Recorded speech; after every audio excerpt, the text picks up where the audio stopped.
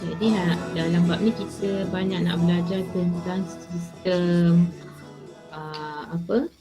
peredaran darah lah.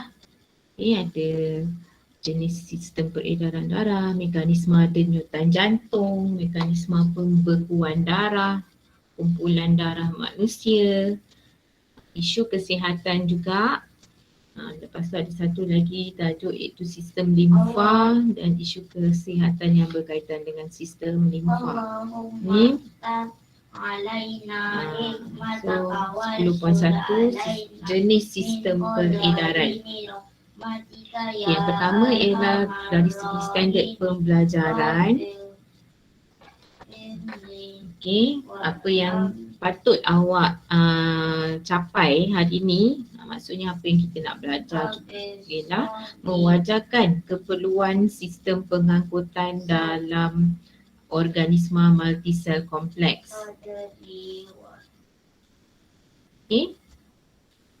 So mewajarkan keperluan sistem. Yang kedua, nak mengenal pasti bahan yang diangkut. Itu bahan keperluan dan juga bahan buangan sel. Semua dengar kan cikgu punya? Senyap je ni. Dengar. So clear lah tu. So yang pertama dari segi keperluan sistem pengangkutan dalam organisma multisel. Keperluan sistem pengangkutan dalam organisma multisel. Kita sebagai manusia ni kita adalah organisma multisel. Organisma multisel ni maksudnya organisma yang terdiri daripada beribu-ribu berjuta sel lah kan. So ada organisma tu dia adalah organisma unisel yang kita dah belajar. So kedua-dua organisma ni adalah terdiri daripada sel-sel yang hidup. Jadi setiap sel yang hidup ni dia perlukan bahan keperluan sel tu, walaupun awak bayangkan badan kita ni sebagai manusia, tapi sebenarnya sel kita tu hidup. Kita ni hidup sebab sel kita tu hidup. Sel tu duduk dekat dalam-dalam jauh kat dalam badan kita tu pun dia hidup juga. So dia kena ada keperluan dia selalu. So bahan keperluan dia seperti oksigen dan nutrien, dan menyingkirkan bahan buangan sel. Dia pun keluarkan bahan buangan dia juga. Sel-sel kat dalam badan kita ni iaitu karbon dioksida dan juga bahan kumuh bernitrogen seperti urea.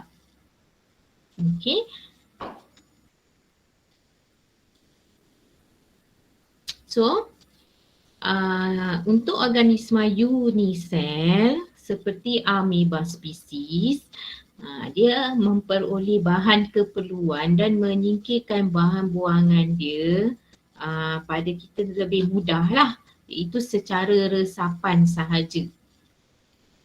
Cikgu ada share yang ini juga kan? Secara resapan. Ni untuk organisma unisel. Yang ni apa nama dia?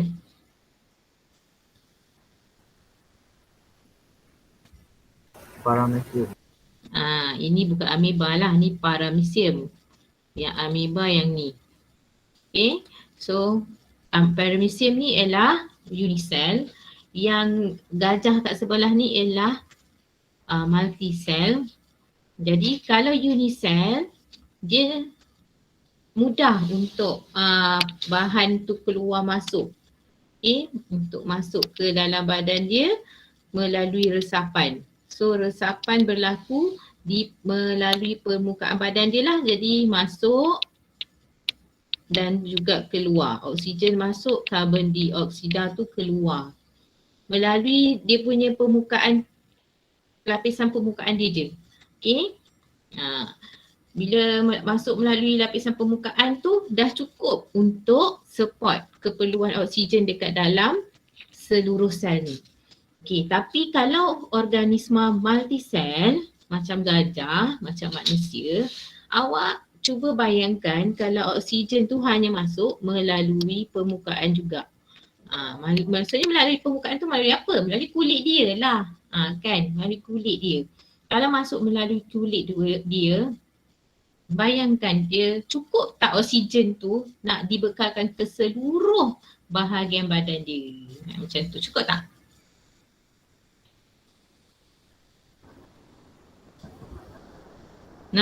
Cukup tak? Tak. Okay, tak cukup. Kena tahu kenapa tak cukup. Kenapa tak cukup?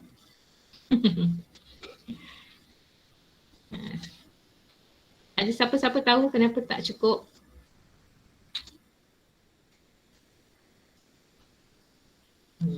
Sebab? Sebab apa?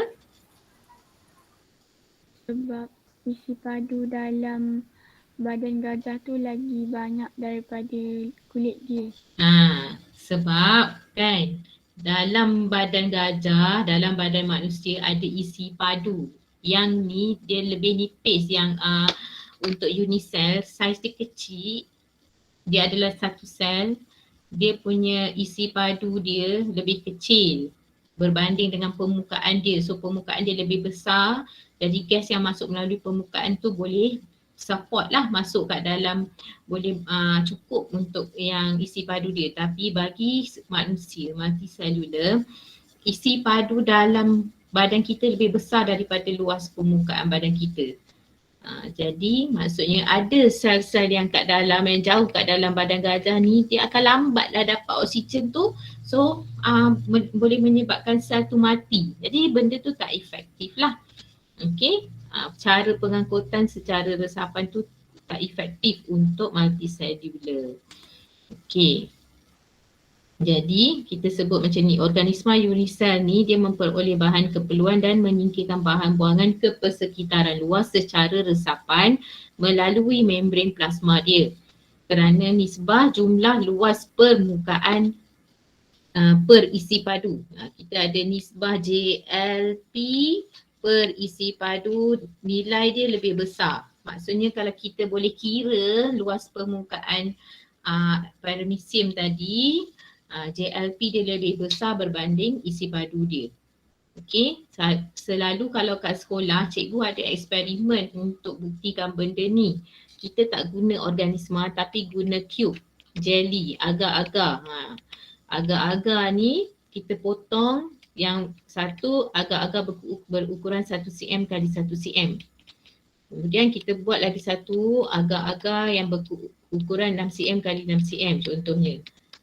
So yang 1 cm ni kita consider dia sebagai unisel. Yang 6 cm tu kita consider dia sebagai multicellular organism. Saiz dia lebih besar dan dia ada isi padu yang lebih besar. Untuk yang 1 cm ni isi padu dia lebih kecil. So kita buat pengiraan untuk yang bersaiz kecil ni, JLP per isi padu dia sebenarnya kita akan dapat nilai yang lebih besar.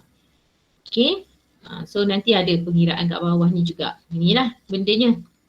Okay, yang isi padu untuk 6 cm ni, yang untuk cube 6 cm ni JLP per isi padu dia kita akan dapat nombor kecil. Itu kita compare besar dan kecil tu.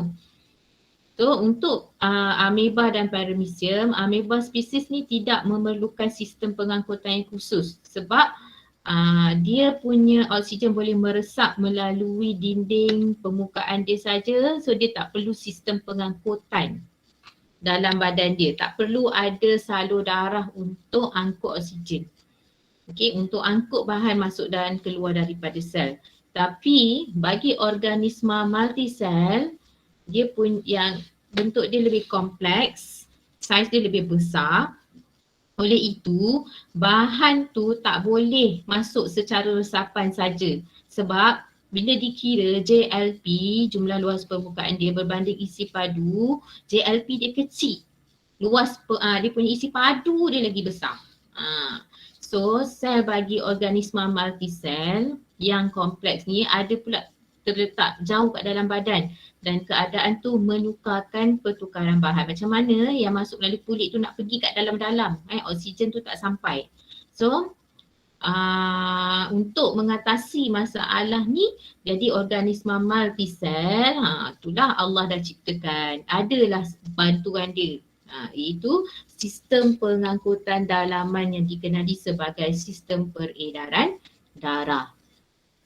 Okey, so perbezaan di antara organisma unisel dan multisel tersebut kita boleh dipermudahkan dengan mengandaikan organisma sebagai kubus dan kita jalankan aktiviti yang untuk kita kira JLP perisi padu.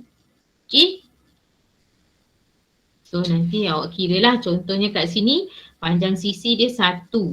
Yang tadi tu kan, kita buat kubus, panjang setiap sisi dia 1 cm. So berapa jumlah luas permukaan dia? Permukaan dia mestilah 1 kali 1 kali 6. So dapatlah 6 cm persegi. Untuk isi padu ialah 1 kali 1 kali 1 kan. So 1 cm padu.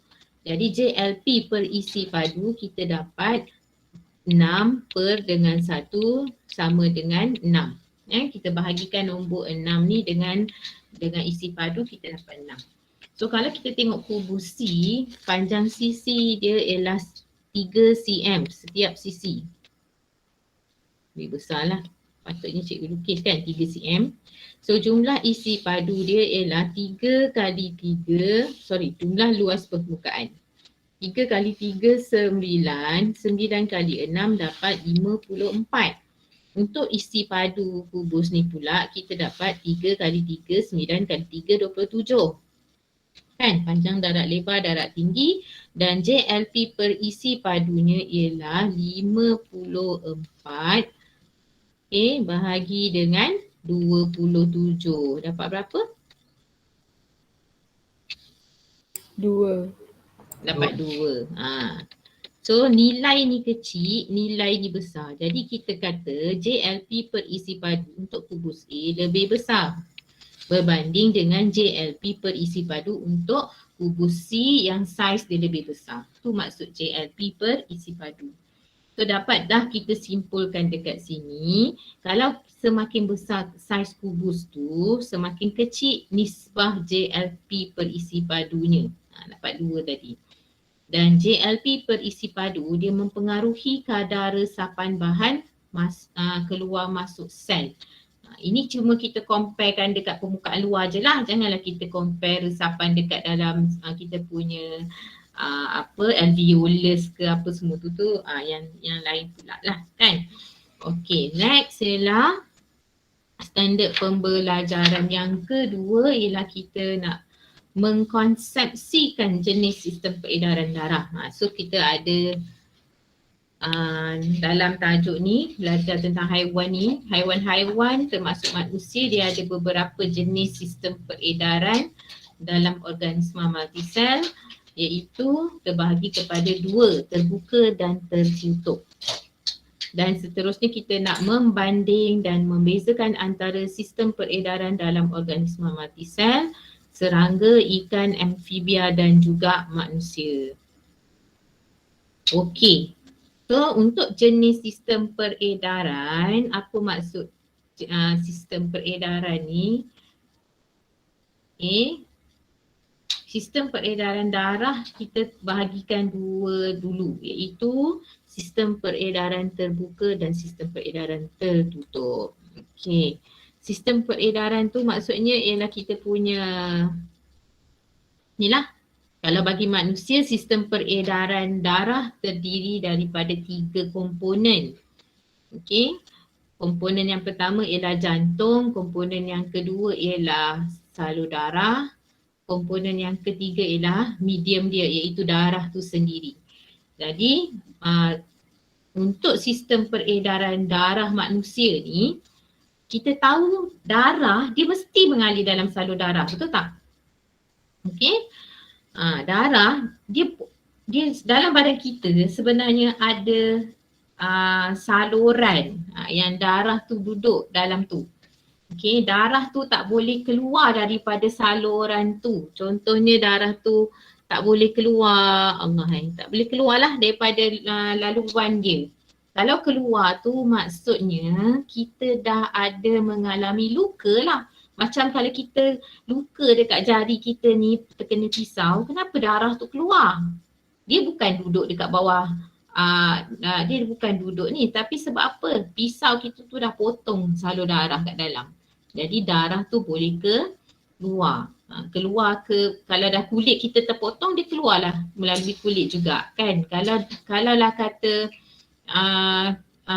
kulit kita tak terpotong, tapi contohnya macam kita terlanggar sesuatu, terlanggar bahu kita, terlanggar pintu ke, jadi kita nampak ada lebam dekat permukaan badan kita. Sebenarnya dalam badan kita tu dah pecah darah dah pecah salur darah dah, tu yang nampak lebam. Tapi sebab kat luar tak luka, pintu tu taklah tajam macam pisau kan, jadi kulit kita tak luka, so darah tu tak terkeluar sampai keluar kulit ni. Jadi ini bermaksud darah kita asalnya dia duduk dalam salur darah, dan salur darah tu ni macam ni dia lukis dah terpotong-potong, nampak tak yang ni, yang bawah ni gambar dia tak lengkap. Salur darah yang sebenarnya ialah salur darah yang continuously bersambung. Dia tak ada hujung. Okey. Maksudnya sikit sangat cuba tengok ni sekejap ya.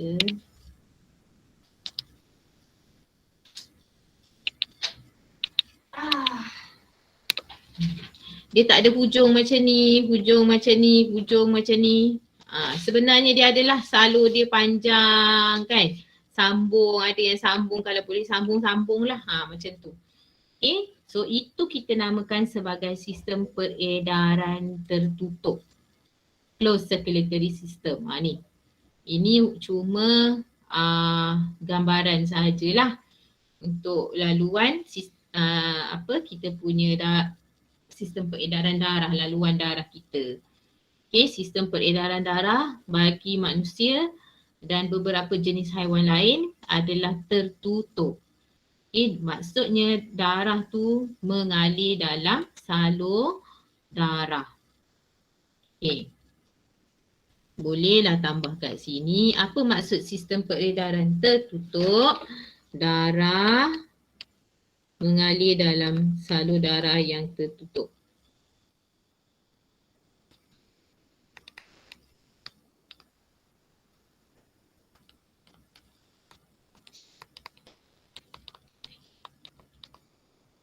Okey, kemudian kita ada sistem peredaran terbuka. Okey, terbuka ni maksud apa? Kalau tadi cikgu kata salur darah dia sentiasa sambung, kot ni, yang ni pun sambung. Kalau ada ni sambung, sentiasa sambung lah. Yang ni semua terbuka, dia ada dia punya macam mana kan? Macam ni. Dia tak ada hujung. Hujung terbuka tu maksudnya tiba-tiba ada darah tu keluar pula macam air keluar daripada pipe. Daripada pipe, getah pipe. Macam tu. Air keluar daripada getah pipe. Okay. Kalau air keluar daripada getah pipe macam mana? Hujung ni ada terbuka kan? Keluar. Asalnya dia duduk dalam saluran getah tu, lepas tu dia keluar lah. Contohnya kita nak ambil uduk ke apa. Kan, tapi kalau yang tertutup, yang ni tak ada, benda ni tak ada. Dia sentiasa pusing kat dalam tu juga. Kan? Okey, jadi untuk sistem peredaran terbuka ni, ini hanyalah terdapat pada haiwan serangga. Serangga di mana aliran darah dia bagi serangga adalah aliran yang terbuka. Contohnya kat sini, okey, serangga ni sebenarnya dia punya, kan saiz dia pun kecil, so dia taklah kompleks sangat macam salur darah manusia. Okey, kalau dari segi struktur sistem peredaran serangga ni kejap lagi ada kita belajar kat muka surat seterusnya rasanya. Okay, nanti cikgu ajar yang kat sebelah tu. So sistem peredaran darah terbuka maksudnya katalah ini ialah salur darah bagi serangga. Okay, so ada darah yang akan keluar kat sini. Yang hitam ni, yang warna hitam ni maksudnya darah tu keluar daripada saluran. Okey. Kalau manusia tak ada macam tu lah. Jadi sistem peredaran terbuka bagi serangga sebab dia punya darah tak warna merah, bukan warna merah, cecair darah dia tu bukan warna merah, dia tak ada eritrosit kan, dan sistem peredaran darah dia tidak mengangkut oksigen pun. So nama bagi cecair badan dia tu adalah berbeza sedikit, iaitu hemolimfa. Okay, hemolimfa ni ialah darah bagi serangga tapi dia tak samalah macam darah. Ada banyak perbezaan. Okay, so untuk cecair serangga ni hemolimfa akan mengalir masuk terus ke dalam hemosalem, iaitu rongga badan yang serangga ni. So katalah ini ialah salur darah.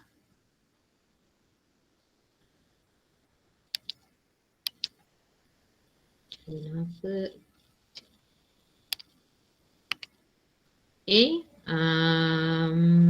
Kenapa dia tak mahu ni? Apa?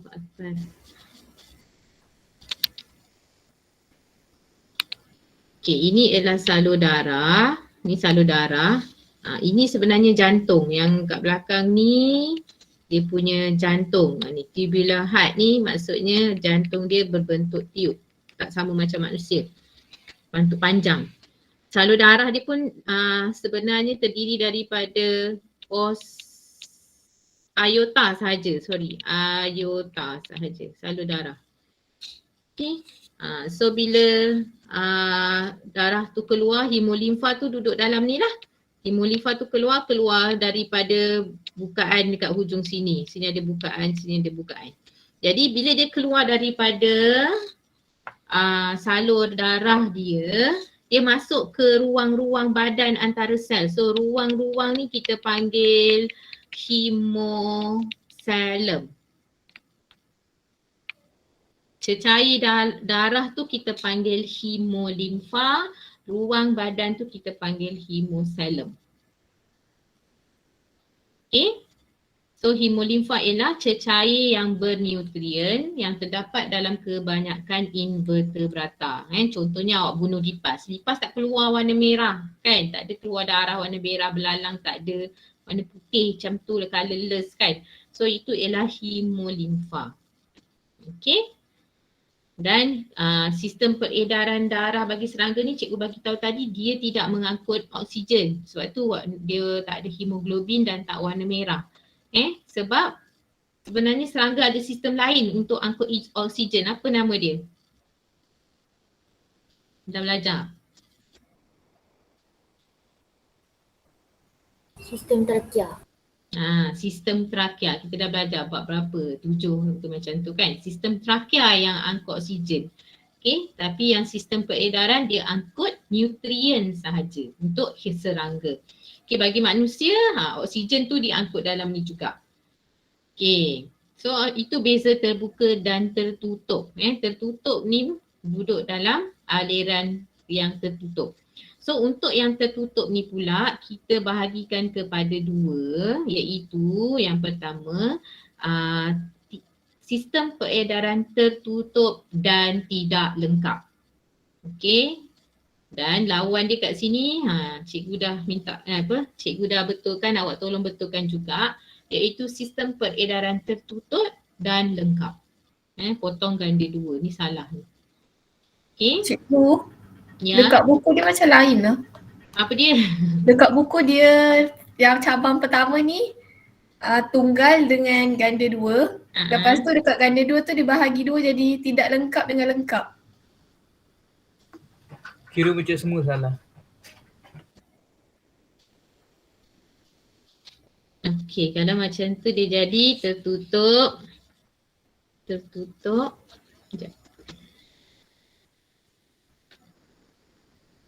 Itulah cikgu kata buku awak memang ada lain sikit. Katalah tertutup. Tunggal dan ganda dua. Okay. Boleh. Ganda 2 ni lengkap dan tidak lengkap kan? Lengkap L, tidak lengkap PL. Okey, sekejap. Cikgu rasa boleh juga, boleh. Sekejap, ada beza tak lengkap dan tidak lengkap? Tidak lengkap. Lah, ada beza. Nak buat macam cikgu punya Sekejap ya.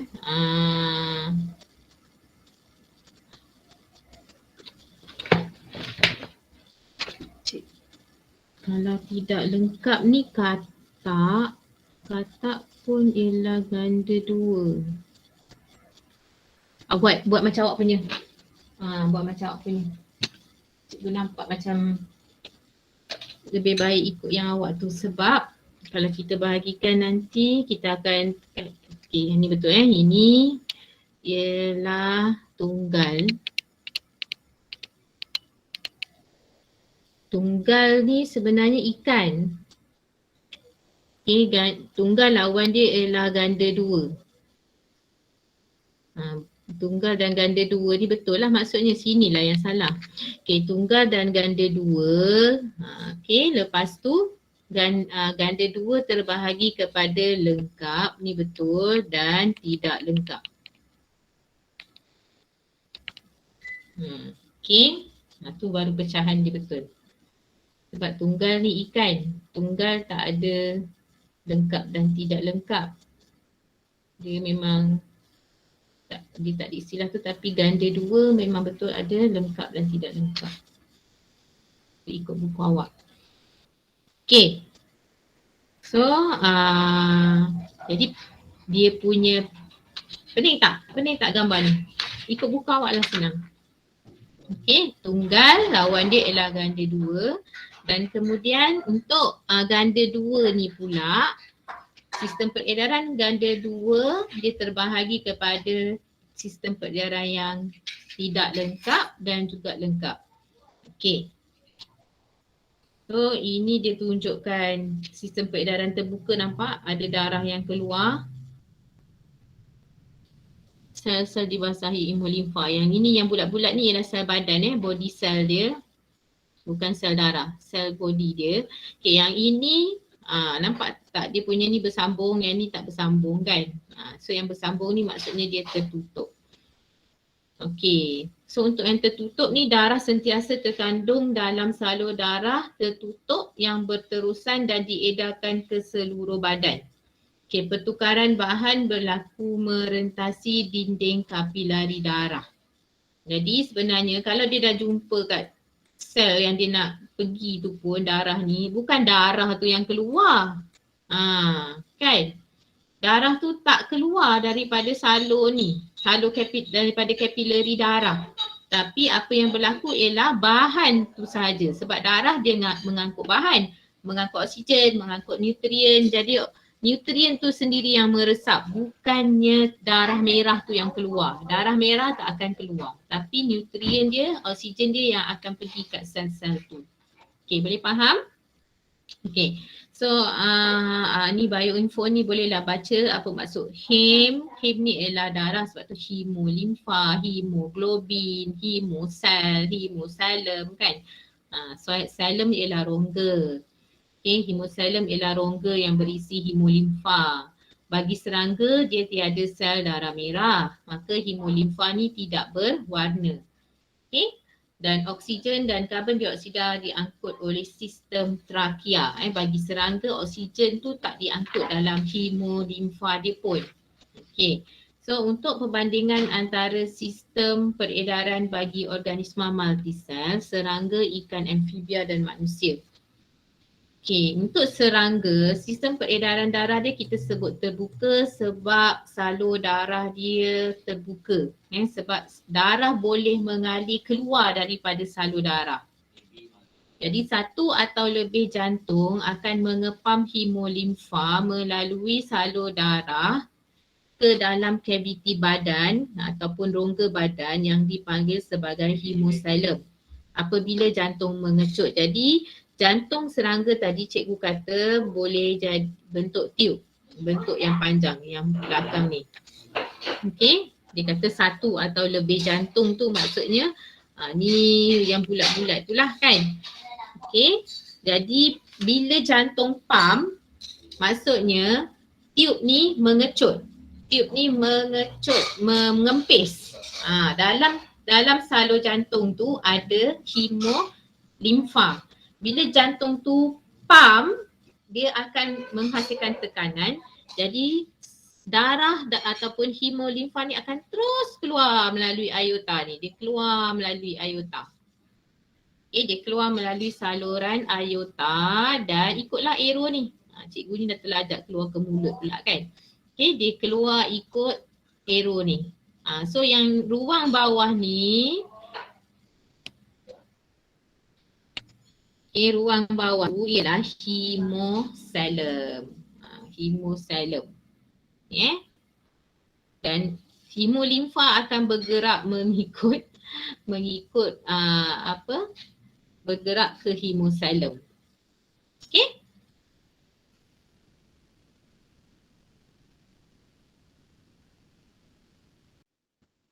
Kalau ada video nanti cikgu share dekat dalam grup video tentang aliran hemosalem ni Okey. Dan di hemosalem pertukaran bahan akan berlaku secara resapan. Okey, antara hemolimfa dan sel badan. Sel badan dia mana? Sel badan dia adalah dekat dalam rongga-rongga hemosalem ni, dekat sekitar ni. Dia kecil je kan serangga ni. So sel badan dia kat sini, kat atas sini, kat kepala dia ke kan. So itu sel-sel badan dia. Jadi cecair hemolimfa ni akan berlaku pertukaran bahan secara resapan. Dan apabila jantung mengendur, okey, awak bayangkan tadi cikgu kata jantung tu mengecut. Mengecut maksudnya dia push blood keluar kan. Tapi lepas tu dia macam apa yang kita kata, benda yang kita boleh picit tu, dia mengecut, lepas tu dia pun mengembang balik. Mengecut, mengembang balik kan. So mengembang tu kita sebut sebagai jantung tu mengendur. Okey, jantung tu mengendur. Jadi cecair hemolimfa ni dekat dalam hemosalem akan disedut masuk balik melalui ostium. Okey, melalui ostium iaitu liang-liang ni, kadang liang-liang kecil ni. Macam jantung tu macam ni. Ni ostium, bulat-bulat ni. Okey, so bila dia dipam dia keluar, maksudnya jantung mengecut, hemolimfa keluar. Bila jantung tu mengendur balik, dia disedut masuklah melalui ostium ni. So itulah cara peredaran darah dia. Okey, setakat tu boleh faham? Cikgu. Ya. Salur hemolimfa tu dia masuk dalam sel badan ke?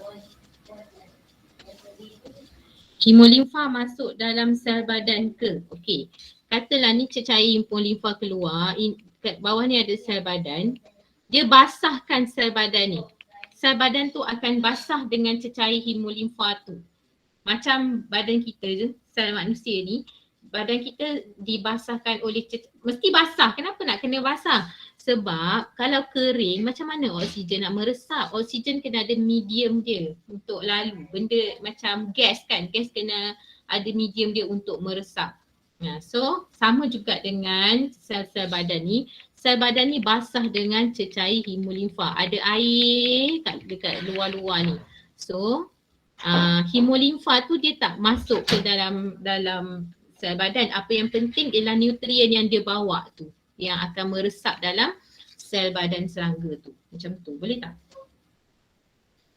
Boleh cikgu. Okey, nak kata dia cecair tu pergi dia pergilah juga kan. Dia basahkan sel tu. Apa yang dia bawa tu, nutrien dia yang bawa tu akan meresaplah dalam sel tu. Macam kain kita lah, kita ada kain. Lepas tu kain kita ni basah kan, basah disebabkan oleh air tu.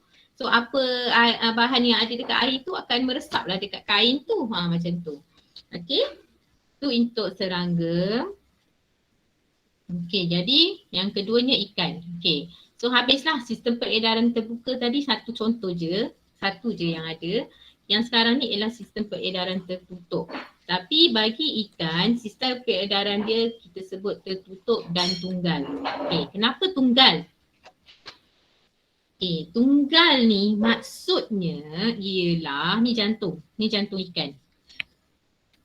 Okey, jantung ikan. So, untuk ikan ni, kalau dia punya aliran darah dia akan masuk jantung satu kali sahaja dalam satu kitaran lengkap. Dan edaran dia tu kan, edaran darah ikan ni dia circulate. Okey. Tapi macam mana kita kira satu kitaran lengkap? Satu kitaran lengkap tu maksudnya dia daripada jantung pergi ke tempat lain, balik semula ke jantung. Itu satu kitaran lengkap. So satu kitaran lengkap dia tu dalam satu kitaran lengkap darah tu masuk jantung satu kali sahaja. Ada benda lain dua kali, nanti cikgu explain.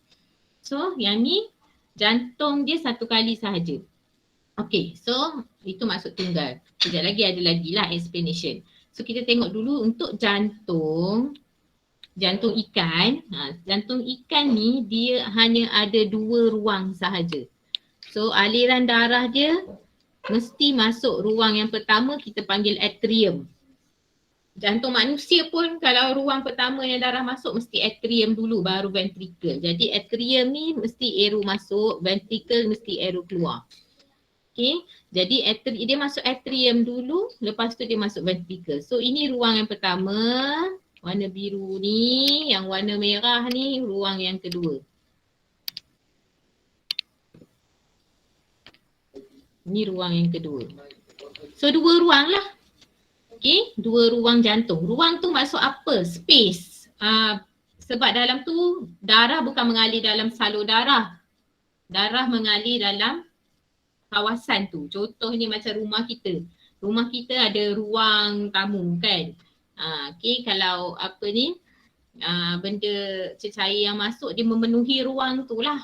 Okay, memenuhilah ruang jantung ni. Kat tempat lain ni dia dalam saluran. Dekat sini dia bukan bentuk saluran dah. Okay, so darah terdioksigen yang masuk melalui atrium ialah darah yang tidak beroksigen. Okay, dia masuk memasuki atrium, kemudian dia pergi ventricle, lepas tu dia keluarlah ke insang. Okay, keluar ke insang untuk dapatkan oksigen.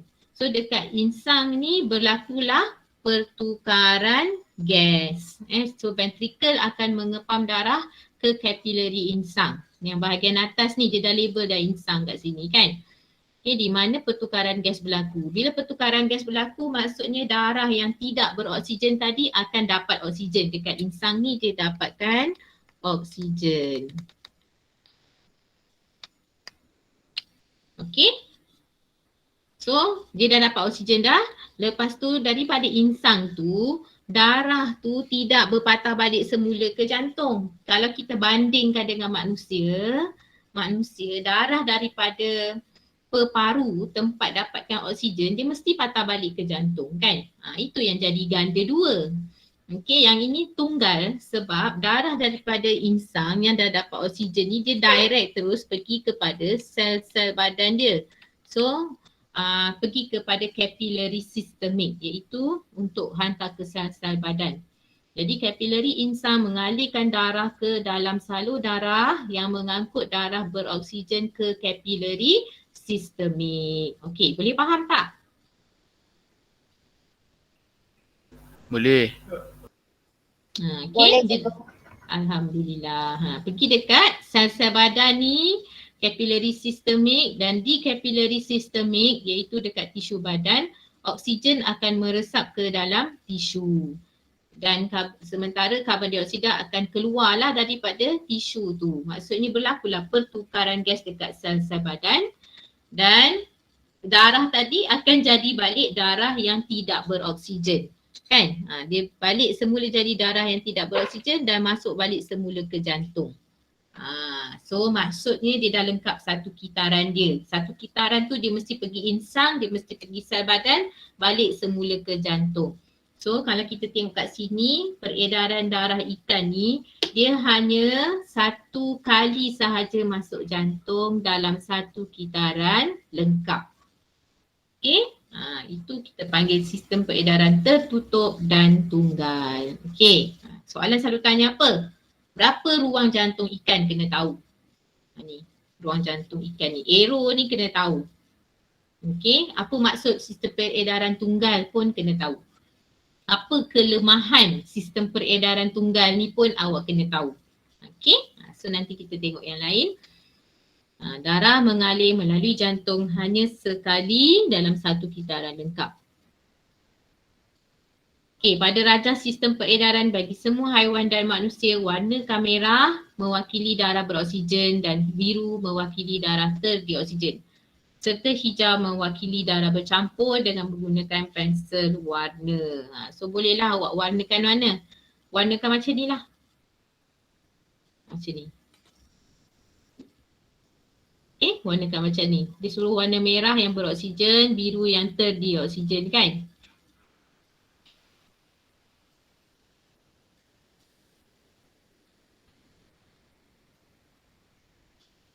Okey.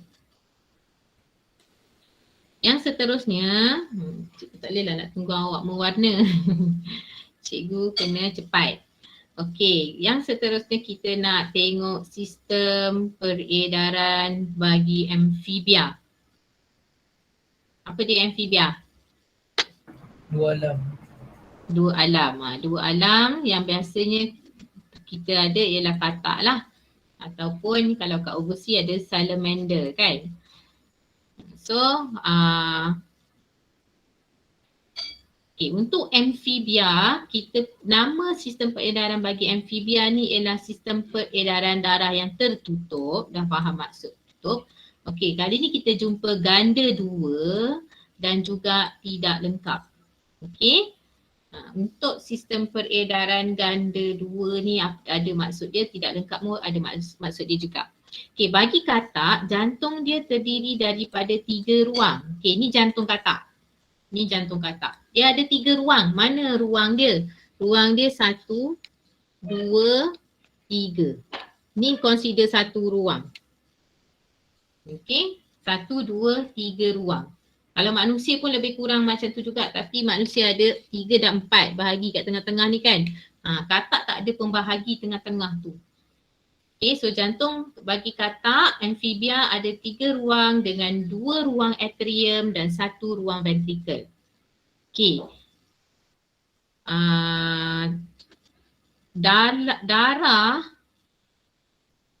Darah dia mengalir dalam 2 peredaran. Dia ada peredaran pulmonary dan peredaran sistemik. Okey. Peredaran pulmonary ataupun peredaran pulmocutaneous, dia akan mengangkut darah terdioksigen ke peparu. So darah terdioksigen tadi diangkut daripada jantung lah. Daripada jantung ni ke peparu. Ni yang terdioksigen. Okay. Itu ialah peredaran pulmonary dari jantung ke peparu. Macam manusia juga. Kalau awak dah belajar, kalau untuk peparu dan juga kulit, dia ada 2 tempat untuk dapatkan oksigen bagi katak. Satu dekat peparu, satu lagi dekat kulit. Untuk dapatkan gas, pertukaran gas. Untuk peredaran sistemik pula, dia mengangkut darah yang beroksigen ke tisu badan dan mengembalikan darah terdioksigen ke atrium kanan melalui vena pulmonary lah kan. Okey. So untuk peredaran darah sistemik, maksudnya dia angkut darah ke tisu badan.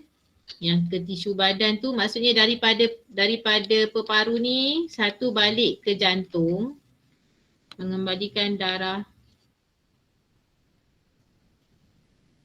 Balik ke jantung, kemudian dia pergi ke seluruh badan. Ni ialah peredaran sistemik. Lepas tu balik semula ke jantung. Yang ayat yang bawah ni ialah balik semula ke jantung melalui vena, bukan vena pulmonary, vena cava. Okay. So darah dari kedua-dua atrium masuk ke dalam satu ventricle. Okay. Jadi untuk amphibia ni, okay, dekat bahagian ni, jantung ni, berlaku dua perkara serentak. Satu, darah yang tidak beroksigen masuk kat sini. Satu lagi, darah yang beroksigen juga masuk ke dalam atrium. Okay, satu atrium kiri, satu atrium kanan lah. Okay, sini sebelah kanan sini sebelah kanan, sini sebelah kiri. Right, left. Okay. Nampak ke tidak ni? Cikgu dah conteng-conteng ni, Allah. Okay, untuk aliran darah yang terdioksigen akan masuk ke atrium kanan, lepas tu ke ventricle. Okay, untuk yang ada oksigen, beroksigen pula, dia masih yang sama, serentak. Kiri, kanan tu masuk macam tu. Okay, kanan masuk, kiri pun masuk juga ke atrium, pun masuk ke ventricle juga. Lepas tu ventricle ni akan pump darah, pump keluar ke aorta. So darah apa yang dipump keluar ke aorta tu? Darah yang beroksigen ke darah yang terdioksigen? Bercampur kan. Masalahnya sebab dia ada satu ventricle. Kan? Satu ventricle, dua atrium. Yang atrium tu terpisah tapi sampai kat ventricle, darah tu akan bercampur. Yang beroksigen dengan terdioksigen tu bercampur. So bila jantung dia pump darah keluar, darah yang keluar tu bukan darah yang totally beroksigen. Dia akan bercampur lah dengan darah yang tidak beroksigen. Jadi darah yang beroksigen bercampur dengan darah yang terdioksigen tu dalam ventricle. Dan oleh kerana berlaku percampuran darah dekat situ, maka di situlah kita namakan sistem peredaran darah bagi amphibia ni tidak lengkap. Tak lengkap maksudnya dia bercampur darah dia. Okay. Dan sistem peredaran darah bagi amphibia ni kita kata ganda dua. Ganda dua tu sebab dia punya peredaran darah dia dua kali masuk jantung dalam satu kitaran lengkap. Dalam satu kitaran. Okay, dua kali. Dua kali contohnya. Okay, satu kali yang terdioksigen ni masuklah kan. Masuk sini. Pump pergi ke paru, balik semula ke jantung. Dua kali. Lepas tu keluar balik. Masuk. Itu dah second punya ni lah. Okay. Jadi dalam satu kitaran lengkap termasuklah dia pergi ke paru dan juga pergi ke kapilari badan.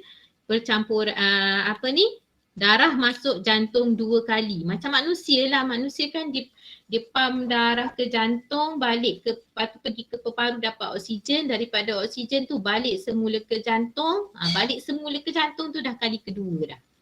Okey. Satu kitaran lengkap dia tu dua kali masuk jantung. Maka kita namakan dia punya peredaran darah ganda dua. Ganda dua maksudnya dua kali tidak lengkap disebabkan oleh darah tu bercampur. Okey, dan ventricle kemudiannya mengepam darah melalui peredaran pulmocutaneous dan peredaran sistemik pulmonary lah ni Tak pastilah buku teks pakai ke tak pulmocutaneous ni. Okey, darah ini mengandungi tahap oksigen yang rendah. Tetapi dia mencukupi untuk memenuhi keperluan sel amphibia. Kenapa dia kata mencukupi? Walaupun tahap oksigen dia rendah. Siapa tahu? Darah bercampur tapi cukup. Kenapa? Sebab dia bernafas guna kulit juga. Ya, betul. Sebab dia ada lagi satu, dia ada satu supplier oksigen dia, iaitu kulit. Ada yang meresap melalui kulit dan campur dengan yang tadi tu, maka cukup juga bekalan oksigen bagi katak atau amfibia ni. Okey? So itu untuk sistem peredaran darah yang tertutup, ganda 2 dan tidak lengkap. Okey, yang keempat ialah sistem peredaran darah manusia. Ya. Vena cava tu apa? Oh, vena cava tu ialah salur darah yang masuk ke jantung. Ni nanti kita belajar dekat struktur jantung. Salur darah dekat jantung tu lah nanti kita belajar. Okey. Yang keempat Okay, untuk yang keempat ialah sistem peredaran darah tertutup, ganda 2 dan juga lengkap. Ganda 2 dan lengkap. Jadi semua orang tahu, manusia lah kan contohnya. Manusia contohnya dilahirkan dengan sistem peredaran yang sempurna lah. Dia tertutup, dia adalah ganda 2, dia adalah lengkap. Ciptaan yang terbaik sekali. Jadi manusia ni mengandungi 4 ruang jantung, iaitu 2 atrium dan juga 2 ventricle. Kita ada jantung ni ada 4 bahagian kat sini. Atas ni ialah 2 atrium. Nanti kita belajar detail. Yang bawah ni ialah 2 ventricle. Darah yang beroksigen dan terdioksigen ni tidak bercampur. Jadi kita panggil dia lengkap. Kenapa tidak bercampur? Kerana dia ada 2 ventricle ni, jadi semua terasing kat situ. Ada dinding yang mengasingkan dia. So manusia ni mempunyai sistem peredaran pulmonary juga. Pulmonary maksudnya senang je, dia pergi ke paru-paru. Sistemik maksudnya dia pergi ke sel-sel badan lah. Okay. Dalam sistem peredaran pulmonary, darah terdioksigen dalam ventrikel kanan. Okey, ventrikel kanan, ventrikel kiri ni, okey, nak senang tahu macam mana. Okey, setiap kali awak dapat gambar jantung atau gambar sistem ni, awak anggap orang tu menghadap awak. Mana kanan kiri dia kalau dia makan? Mestilah sebelah sini kanan dia. Kalau okey, ni sebelah kanan dia. Ini sebelah kiri dia. Kanan kita guna huruf R lah. Huruf R right dengan left. Okay. Dia takkan tertukar kanan kiri dia, nanti dia makan tangan kiri. Okay, maksudnya dia akan menghadap kita lah. Jantung nanti awak dapat soalan ke dalam buku soalan ke dalam buku nota ke, dia mesti adalah gambar jantung orang lain yang menghadap kita. Jangan compare dengan kita punya kanan dengan buku tu punya kanan lah. Okay. So, sini kanan, sini kiri. Bila dia sebut dalam sistem pulmonary, darah terdioksigen dalam ventrikel kanan dipump ke dalam arteri pulmonary ke paru-paru. Mana ventrikel kanan? Ini ventrikel kanan. Okay, so darah yang terdioksigen sebenarnya dia daripada seluruh badan masuk ke atrium kanan dulu. Okay, atrium kanan kan. Lepas tu dia pergi ventrikel kanan, bawah. Daripada atas ni dia masuk ruang bawah. Daripada ventrikel kanan, jantung ni akan pump keluar pergi ke paru-paru. Dari ventrikel kanan. Dia pergi ke paru-paru. Kemudian dia dapatkan oksigen dekat paru-paru. Darah yang beroksigen pula dari paru-paru ni akan kembali ke atrium kiri. So sebelah sini kiri lah, left side. Sini atrium kiri. Masuk ventrikel kiri. Okay. Dan dari ventrikel kiri ni dia lalu pergi ke seluruh badan. Melalui aorta Awak dah belajar kan benda-benda ni juga masa sebelum ni belajar kat sains ke sekolah menengah, sekolah rendah sebelum ni, ada tak kan? Ada. Ada. Okay, so cikgu tak payah fokus kat situ lama-lama lah. Dalam peredaran sistemik, darah dipam dari jantung ke bahagian badan yang lain kecuali paru dan diangkut kembali ke jantung. Okey. So maksudnya darah ni dia akan mengalir ke jantung pun 2 kali juga. Jadi itu kita sebut dia ganda 2. Okey. Kalau soalan struktur selalu tanya, apakah yang dimaksudkan dengan sistem peredaran ganda 2? So jawapan penuh dia ialah darah mengalir melalui jantung sebanyak 2 kali. Tapi kena ada ayat belakang ni. Dalam satu kitaran lengkap. Ni definisi Ganda 2. Jangan kata 2 kali masuk jantung je cik. Tulis 2 kali masuk jantung. Tak boleh. Kena ada 1 kitaran lengkap je. Okay. So apakah persamaan dan perbezaan antara sistem peredaran dalam organisma multisel? Okey. Dari segi persamaan, sistem peredaran dia untuk organisma-organisma yang kita belajar tadilah kan. Ini terdapat dalam semua organisma multisel. Ni boleh keluar soalan esei lah.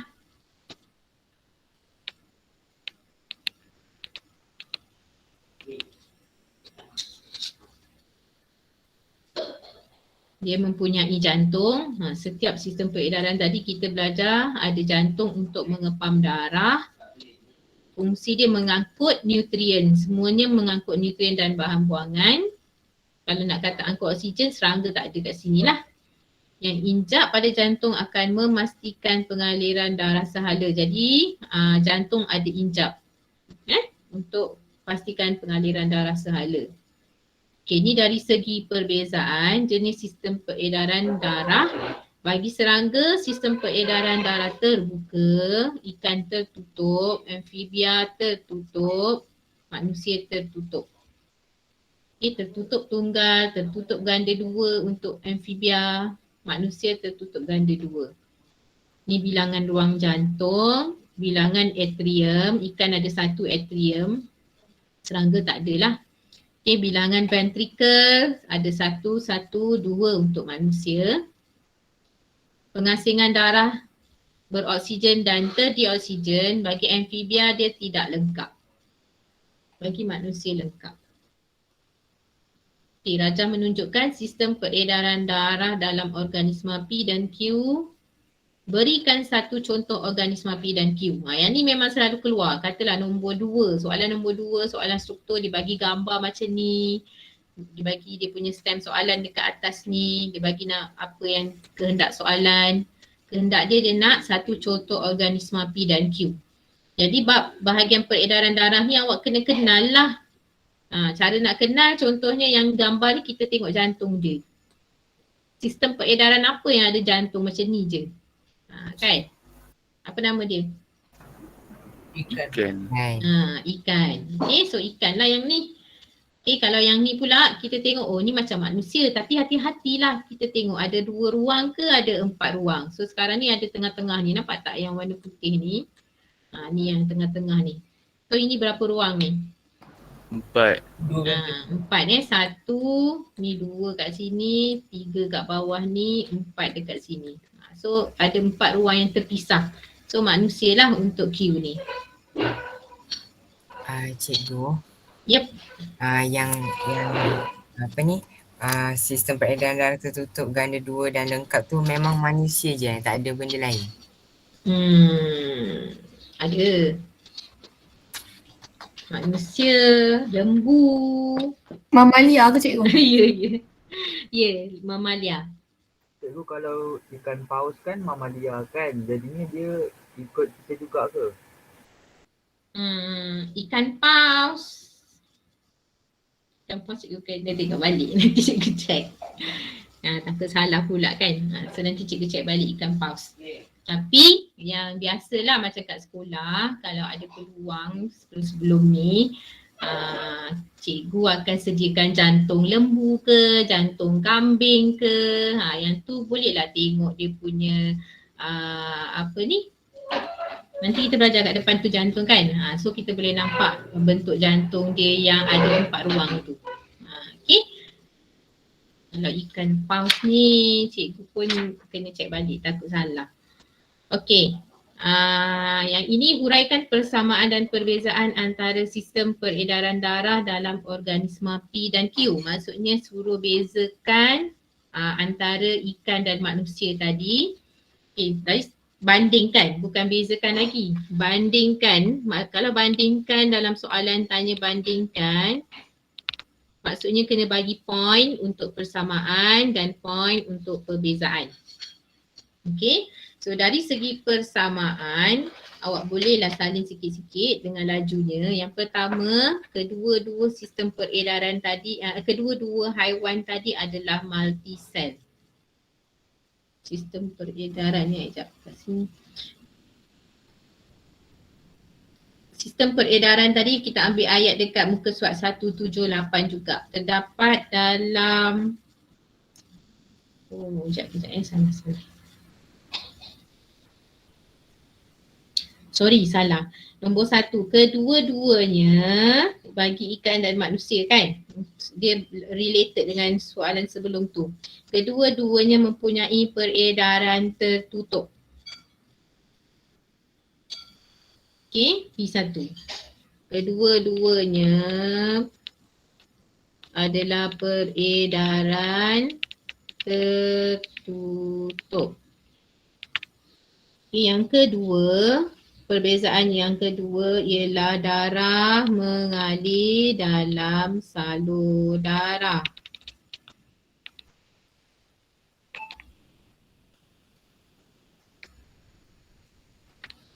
Okey, yang ketiga apa? Apa yang boleh kita samakan antara sistem peredaran darah ikan dan manusia? Sistem peredaran darah tu ada apa? Darah mengalir dalam satu kitaran lengkap. Darah mengalir dalam satu kitaran lengkap tu dia kurang tepat. Dia bukan merujuk kepada sistem tu. Dia ada tu, organ tu. Organ yang boleh push blood. Jantung. Ventricle. Dia ada jantung. Kedua-duanya mempunyai jantung.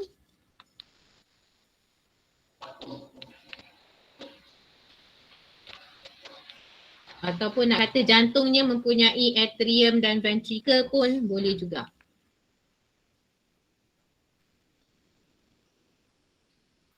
Okey.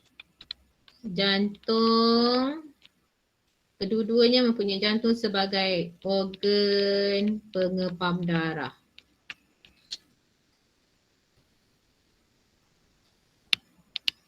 Cikgu, Hmm? kalau poin persamaan tu nak cakap darah beroksigen dan darah terdioksigen tak bercampur boleh? Okey. Boleh tak kita nak cakap pasal percampuran darah beroksigen dan tidak beroksigen? Okey, yang itu untuk ikan dia tak berapa sesuai sangat. Ikan. Tapi memang tak ada percampuran juga dekat situ. Tapi dari segi sistem peredaran darah dia tidak boleh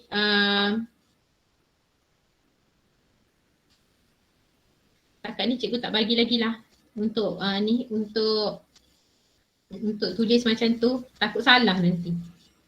Okay, sebab yang beroksigen dan tak beroksigen ni kita compare antara manusia dengan ikan. Itu sistem peredaran lengkap dan tak lengkap dan tidak lengkap.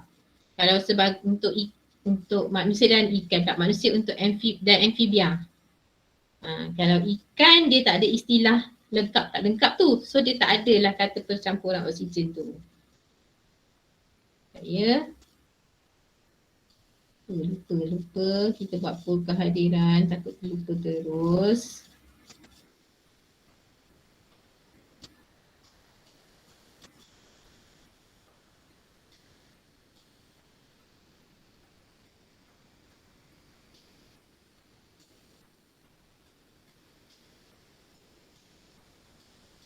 Okay. Sambil-sambil tu boleh fikirkan apakah lawannya bagi perbezaan yang pertama ni. Peredaran tunggal iaitu darah mengalir melalui jantung hanya sekali dalam satu peredaran lengkap. Jadi manusia ialah peredaran apa? Ganda 2. Ganda 2 darah melalui jantung. 2 Sebanyak 2 kali dalam satu kitaran lengkap. 2 kali dalam satu Peredaran lengkap. Okey, peredaran atau kitaran, dua-dua boleh.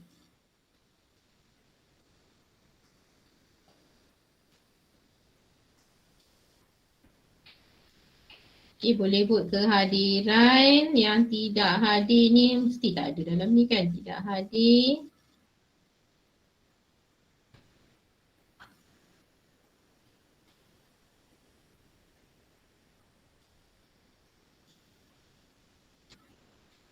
Tolong pesan dekat kawan-kawan yang tak hadir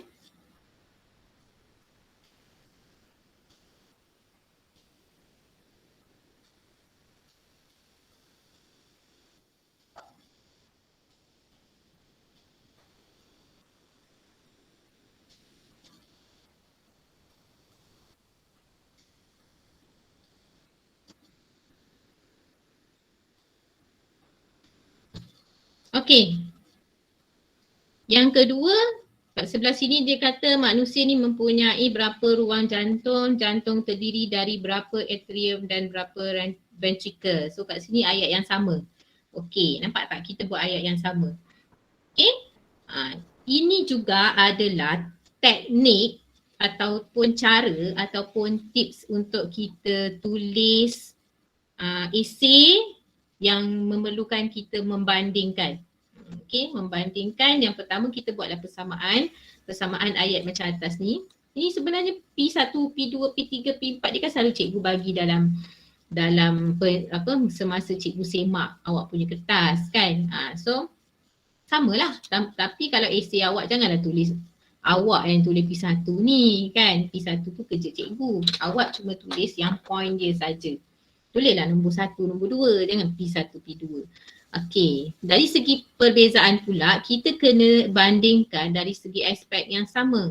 Buat satu ayat sebelah sini, lepas tu ayat sebelah sini dia punya ayat sama tapi fakta dia berbeza.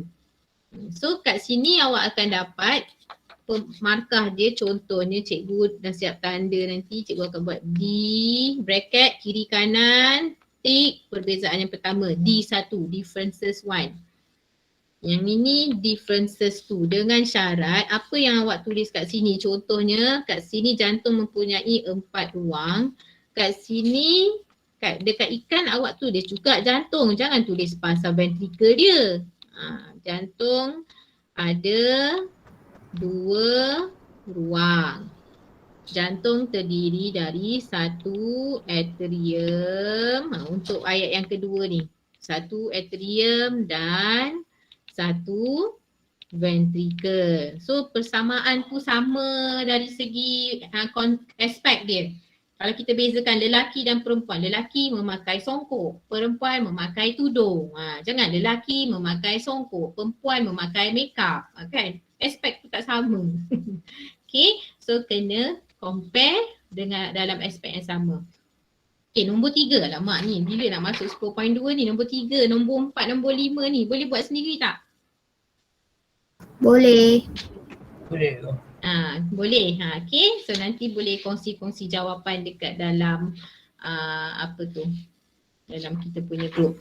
Okay, kita nak masuk 10.2 sistem peredaran manusia. Okay, ni dia punya standard pembelajaran. Kita nak belajar tentang komponen sistem peredaran manusia. Untuk hari ni kita belajar pasal jantung dulu. Komposisi darah tak sempat. Mungkin malam ni malam ni kita sambung. Jangan lupa malam ni ada kelas anak-anakku. Hari ni pukul berapa? Hari ni berapa orang dah ni? 76. Okay, malam ni cikgu buat kelas. Sebenarnya cikgu pun malam nak tidur juga, nak tengok TV juga. Tapi kenalah kan. Nanti anak-anak tak habis syllabus. So kita sama-sama korbankan diri kita ni. Okay, yang kedua kita nak salur darah tak adalah. Okay, melabel struktur jantung. Salur darah tu nanti. Okay, struktur jantung. Kita nak tengoklah ni semua-semua bahagian-bahagian jantung. Okay, apa dia? Untuk hari ni je, pagi ni je. Yang pertama ialah komponen sistem peredaran manusia. Okay, sistem peredaran manusia, cikgu dah bagi tahu tadi ada 3 komponen. Komponen iaitu apa yang ada kat situ lah. Dia punya struktur dia iaitu jantung, darah dan salur darah. Ya, apa dia jantung ni? Dalam sistem peredaran darah, jantung ni dia adalah struktur yang berotot. Dia ada masa kat situ. Bukan dekat tangan bicep kita je ada masa. Jantung pun ada masa. So dia adalah pump yang berotot. Kenapa nama dia pump? Sebab dia memang fungsi dia sebagai pengepam. Pump berotot dan mengedarkan darah ke seluruh badan. Push blood. Dia akan push darah kita. Okay, darah sebagai medium pengangkutan, manakala salur darah ni pula kita akan belajar nanti ada arteri, ada capillary, ada vena. Dia ada nama-nama dia mengikut dia punya struktur ataupun mengikut dia punya fungsi dia lah. Dan salur darah ni dihubungkan dari jantung ke seluruh badan untuk mengangkut darah. Okay, struktur jantung. Okay, ni dari segi gambar hitam putih. Mari kita tengok gambar cantik sikit. Ni sistem peredaran darah. Ni sistem peredaran darah manusia. Kalau paru-paru ada salah kalau ada buah pinggang salah. Sebab itu bukan sistem peredaran darah. Sistem peredaran darah mesti ada gambar jantung, ada gambar salur darah dan ada darahnya. Okey, ni cantik sikit gambar jantung. Okey. Ini macam mana jantung kita mengepam. Dup, dup, dup, dup, dup, dup, dup, dup. Macam tu kan. Okey. So kita nampak kat sini ada benda terbuka tertutup ni apa. Inilah yang dikatakan sebagai injap. Okey. So yang terbuka tertutup ni ada 3. Sebab kita memang ada 3 ke 4 injap. Injap sabit ada 2 kan. Okey. So ni ada, nampak tak kita kata ruang tadi. Inilah ruang. So darah mengalir penuh dalam ni. Dalam struktur yang kita panggil ruang ni bukan salur darah. Dia bukan salur darah. Okey. Salur kat luar tadi bila masuk jantung dia duduk dalam ruang ni. So ada 2 ruang yang besar ni kita panggil ventricle. Atrium dia dekat atas ni tak nampak. Okey, atrium dia dalam ni tertutup. Ventricle yang ni. Okay, so ventricle manusia ni jantung manusia lah.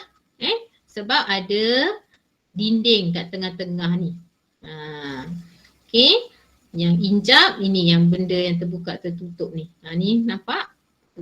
Terbuka dan tertutup. Ni jantung lembu.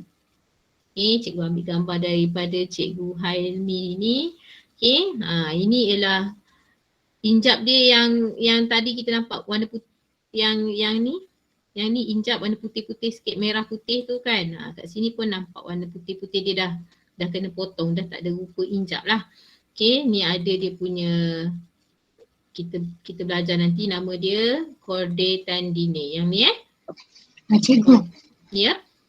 kan kalau ada setengah orang kan kena serangan jantung. Serangan jantung tu maksudnya jantung dia berhenti berdegup ke macam mana? Ya, betul. Serangan jantung tu maksudnya jantung tu dia berhenti mengepam ni. Pergerakan ni. Okey. Ni gambar injap. Tricuspid valve. Valve ni ialah injap. Kenalah tahu juga kan sikit-sikit bahasa Inggeris. Kalau nak ambil medik nanti bahasa Inggeris kan banyak. So bicuspid valve dengan tricuspid valve. Okay. So kita tengok sekali juga buku kita. Okay, buku kita. Cuba awak labelkan nombor 1. Apa dia nombor 1? Atrium kiri. Okey, atrium kiri. Bila sebut kiri kanan ni sekali lagi cikgu ingatkan. Okay, gambar jantung macam ni. Okay, gambar jantung ni kita bahagi 2 kan. Jadi kiri dia adalah kita punya kanan. Mana kiri dia? Ni lah. Cikgu dalam buku kiri dan kanan dua-dua satu. Oh. Tak apa, nanti kejap. Okay. So sekarang ni ini ialah left, ini ialah right. Kenapa kena bezakan? Penting untuk bezakan sebab bila kita menamakan contohnya injap. Injap tricuspid dengan injap bicuspid. Okay, injap tricuspid mesti sebelah kanan, injap bicuspid mesti sebelah kiri. Kalau awak tak tahu kiri kanan jantung, label awak salah lah. Okay, so selalu cikgu menggunakan perkataan tri ni dia ada huruf R, P-R-I kan. Jangan guna kiri kanan pula, okay. Maksud cikgu macam ni, perkataan tri berbanding dengan bicuspid, tri ada huruf R. So, dia adalah right side. Kalau guna perkataan kiri kanan, terbalik. Kiri kanan. Kiri lah sebelah sini kan. So tak boleh. Cikgu guna huruf bahasa Inggeris, right dengan left. Okay. Kemudian penting untuk awak boleh bezakan kalau buku kita pula. Buku kita dia kata nombor 1 ni adalah apa tu? Nombor 1 dua-dua sekali. So maksudnya kat situ dia cuma ni je lah. Dia tak ambil kiri kanan. Okay, nombor 1 ni ialah ruang dia sahaja, atrium. Okay, so awak sendiri dah boleh tambah sebelah sini atrium kiri. Okay, yang ini atrium kanan. Macam tu. Okay. Kemudian kita ada nombor 2 pun kiri kanan juga. Okay, yang sebelah sini ialah ventricle. Ruang tu ventricle kiri dan ventricle. Ejaan awak mesti betul dia. Kanan. Okay. So mana dia ruang ventricle? Ruang ventricle tu ni lah. Ruang ni. Kat sini nampak ventricle kecil pula. Tadi kita nampak ventricle tu besar. Atrium tu kat atas tu kecil sebab tak nampak kan. Ada 1 tahun tu soalan percubaan dia minta lorikkan ventricle kiri. So yang tahu nak lorikkan dekat mana, loriklah ni ventricle kiri. Ada yang tak tahu sampai ke dinding-dinding ni. Salah lah kan. Okay, ventricle ialah ruang. So dinding ni, dinding jantung tu masa dia janganlah warna kan. Okay, ventricle kiri Kemudian nombor berapa lagi? Nombor 3. Nombor 3 ni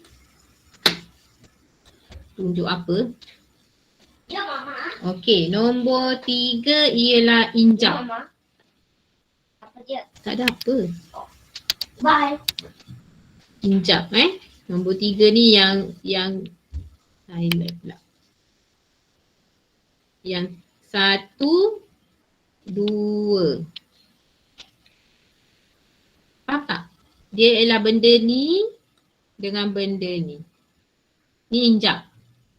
Injap yang kita nampak terbuka tertutup tadi tapi dilukis dalam 2 dimensi, dia lukis benda ni sahajalah. Injap. Okay. So nombor 3 ialah injap tricuspid. Yang ini ialah injap bicuspid.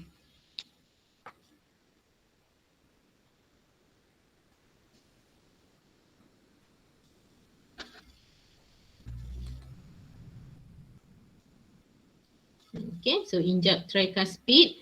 Yang sebelah kiri ni, ini ialah injap bicuspid. 1, 2. Lepas tu ke atas ni ada pula injap sabit. Yang ini. Injap sabit ada 2. So ada 4 injap. Kiri dan kanan ni. Injap sabit. Okay, nombor 5. Mana dia punya label?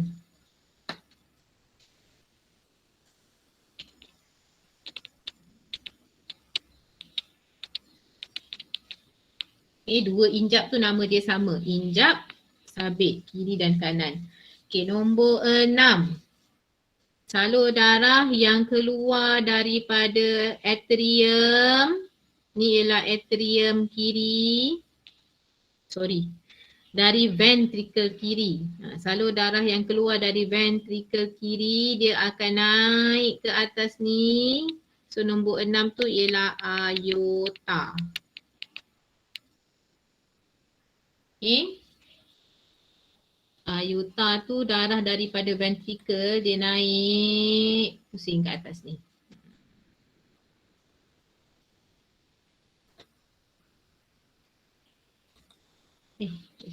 Salah. Okay, cikgu padam apa cikgu conteng tu takut pening. Okay, nombor 7 ialah salur darah yang ni. Daripada nombor 7 ialah salur darah daripada ventricle kanan dia nak naik ke peparu. So nama dia ialah arteri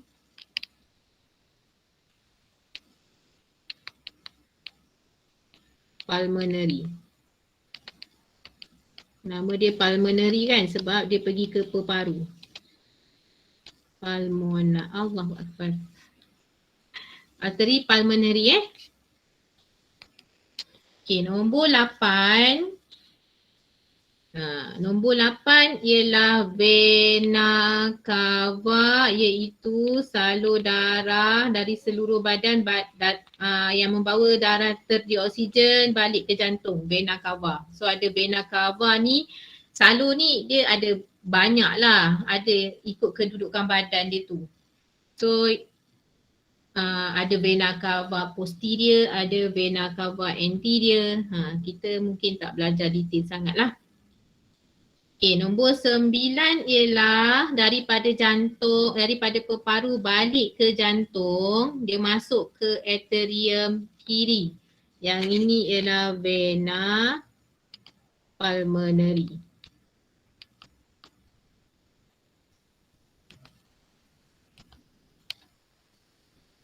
Okay. Nombor 10 ialah dinding kat tengah-tengah ni. Ni.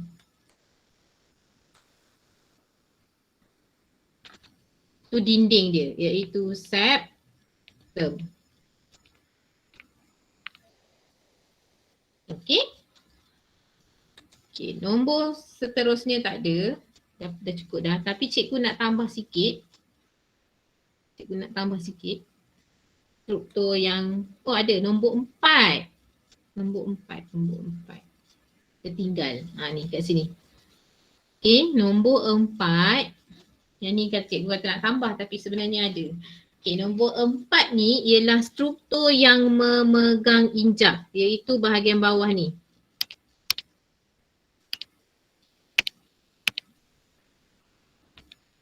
Okay, kalau injap dekat yang atas, yang ini yang bawah. Ni, struktur ni, yang ni dan yang ni. Kalau injap yang atasnya iaitu yang ini, yang ini, yang ini dan yang ini. Ini yang biru tu injap. Yang orange tu, yang merah tu ialah ambil nama warna dia lah. Chorda tendine.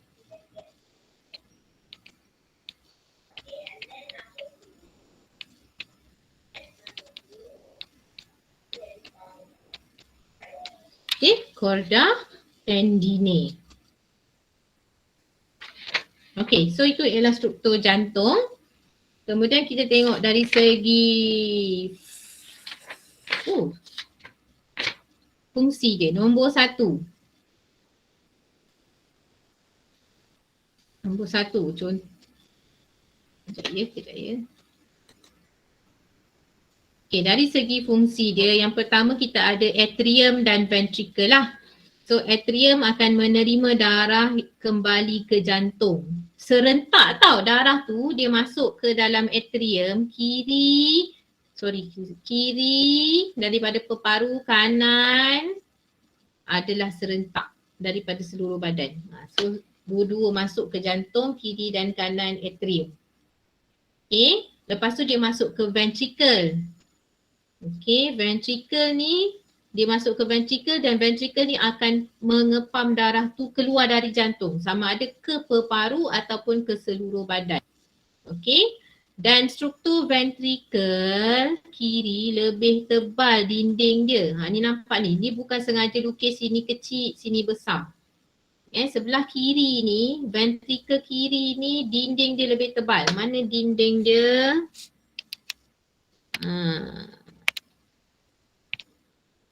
Ni, kuning ni. Struktur dia ni lebih tebal lagi. Yang ni dengan yang ni tebal. Sebab apa? Dia nak, sebab otot dia tu lah, dinding dia tu berotot lebih tebal. Sebab dia nak pam darah tu lebih kuat. Dia nak hasilkan tekanan yang lebih tinggi untuk membolehkan dia pam darah tu ke seluruh badan. Kalau yang kanan ni kan dinding dia lebih nipis sebab dia nak pam darah naik ke peparu je. Sejauh mana sangat jantung dengan peparu kan. Tapi yang ventricle ni dia nak hasilkan tekanan yang lebih tinggi. Jadi dinding kiri dia lebih tebal daripada dinding kanan. Kerana dia nak menjanakan tekanan yang lebih besar untuk mengepam darah keluar dari aorta ke seluruh badan manusia. Okey. Kemudian, itu ialah 4 ruang jantung. Okey, ruang jantung dipisahkan oleh injap tricuspid dan injap bicuspid. Okey, untuk injap tricuspid dia sebelah right side. Okey. Jadi sebenarnya dia memisahkanlah injap ni antara atrium kanan dengan atrium kanan dengan ventricle kanan. So fungsi injap sebenarnya ialah untuk mengelakkan darah yang telah dipam ke dalam ventricle ni dia berpatah balik ke atrium. Sebab dia nak pastikan aliran darah tu sehala. Jadi masa ventricle ni mengecut, dia mengecut serentak dua-dua ni. Tapi bila ventricle kanan mengecut, dia tujuan dia katalah ni darah. Darah dekat dalam ruang ventricle kanan. Dia daripada atrium kanan.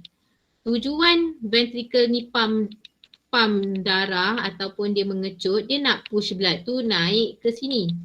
Pergi lalu injap sabit, pergi ke peparu kan. So oleh kerana darah ni bukan satu salur, bukan duduk dalam saluran, dia duduk dalam ruang.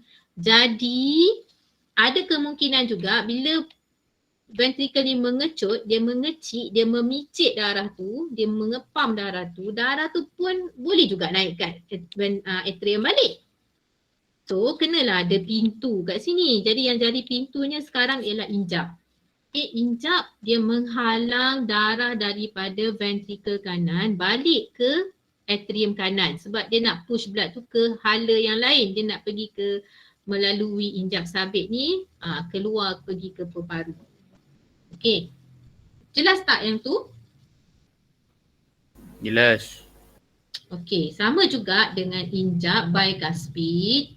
Injap bicuspid ni dia memisahkan atrium kiri, ventricle kiri. Jadi bila ventricle kiri ni mengecut, dia nak push blood, dia tak naklah darah patah balik ke ventricle. Jadi injap ni akan tertutup macam yang kita tengok tadi, gambar tadi. Ni gambar ni tadi. Ni dia push blood kan. Okey. Dia push blood, dia nak elakkan darah naik balik ke atrium, sebenarnya dia ada laluan pergi ke ni. Tu injap tu tertutup macam tu lah. Okey. So fungsi dia adalah untuk mengelakkan darah mengalir ke dalam atrium semula lah. Okey, tapi kalau nak buat ayat dalam exam dia kena ada perkataan ataupun ayat yang spesifik. Nanti kita tengok masa buat latihan lah. Okey, next ialah injap sabit. Okey, injap sabit ni duduk dekat pangkal aorta dan di pangkal pulmonary, arteri pulmonary, untuk pastikan darah yang mengalir keluar dari jantung pula tak berpatah balik ke ventricle apabila ventricle mengendur. So kalau faham dari segi fiziknya jantung punya struktur, dia punya proses dia tu, mungkin awak boleh faham. Okay, bila ventricle ni mengecut sebenarnya, bila ventricle ni mengecut, ventricle mengecut serentak, dia nak push blood keluar. Satu pergi ke paru, satu pergi ke seluruh badan. Kan? So dia lalulah injap ni, injap sabit. Tapi katalah selepas dia mengecut dia akan mengendur. Bila dia mengendur seolah-olah dia sedut balik cecair tu masuk. Darah tu masuk balik dalam ventricle kan. So dia tak nak benda tu berlaku. Okay, boleh faham? Dia tak nak benda tu berlaku, jadi dia tutuplah injap sabit ni. Injap sabit ni tutup, so darah tu tidak berpatah balik ke ventricle-nya semula. Okay. Kalau tak faham nanti PM cikgu Okay, lepas tu pula, lepas tu kita padam balik semua ni. Chorda tendinae ni yang kat bawah ni, yang kat bawah dua ni. Ni sebenarnya kalau gambar kat sini, chorda tendinae yang ni, ini injap. Apa benda ni yang mengikat-ikat ada panjang-panjang kat bawah ni, mengikat ke dinding jantung ni, nampak ni? Ni, itu kita panggil chorda tendinae. Okay. Jadi chorda tendinae ni fungsi dia yang macam tali-tali kat bawah ni, dia tak mau, mungkin kat gambar ni awak tak berapa nampak, yang injap ni sebenarnya dia membran yang nipis, dia boleh naik ke atas. Maksudnya dia sebenarnya nak tutup. Okay. Sebenarnya injap sabit, injap katalah injap ni sebenarnya dia nak tutup.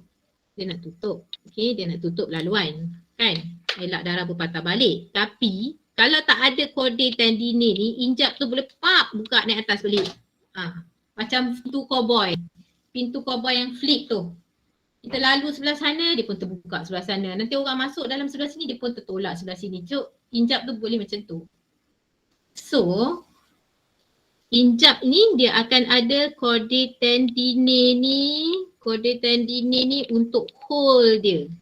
So kalau kita tengok video tu nampak ni benda ni lah. Okay, struktur membran yang nipis. Kalau kat sini pula kita tengok ni macam jaring-jaring ni, yang tali-tali ni. Ini ialah chorda tendinae yang mengelakkan injap tu, apa ayat dia? Memegang injap tricuspid dan bicuspid supaya tidak terbalik semasa pengecutan ventricle. Tidak terbalik tu maksudnya tidak ternaik ke atas tu. Okay. So itu fungsi chorda tendinae. Kemudian kita ada septum, dinding yang tengah-tengah septum untuk memisahkan bahagian jantung kiri daripada jantung kanan. Inilah. Tebal ni septum ni. Sebab dia pisahkan ventricle kanan dengan ventricle kiri, septum. Apa lagi yang cikgu tak baca?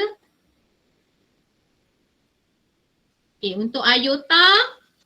Okay, aorta salur darah yang penting lah sebab dia akan bawa atau mengangkut darah yang beroksigen dan bertekanan tinggi ke seluruh badan. Yang ni pergi ke seluruh badan. Okay, lepas tu ada yang arteri pulmonary ni. Okay, arteri selalu bawa darah beroksigen kan, tapi untuk arteri pulmonary dia bawa darah yang terdioksigen sebab dia nak pergi ke paru dapatkan oksigen.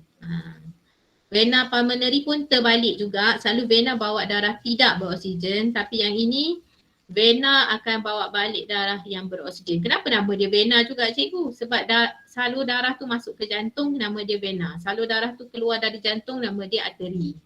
Faham? Itu sebab nama dia vena juga, yang ni pun arteri juga. Okay, konsep dia darah yang bawa keluar, salur darah yang bawa keluar darah tu dari jantung, nama dia arteri. Tapi ada satu arteri yang darah dia keluar tapi tidak beroksigen sebab nak pergi kat paru-paru. So nama dia arteri pulmonary. Okay, aliran darah dia keluar dari jantung. Untuk vena pula, semua salur darah yang bawa darah balik ke jantung nama dia vena. Tapi ada satu tu, selalunya vena bawa darah tidak beroksigen. Tapi ada satu vena ni sebab dia dari paru balik ke jantung. So dia beroksigen. Jadi nama dia vena pulmonary. Okey.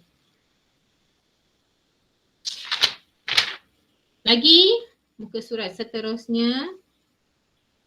Komposisi darah. Oh, sempat juga komposisi darah manusia ni. Okey, jadi kita tengok komposisi darah.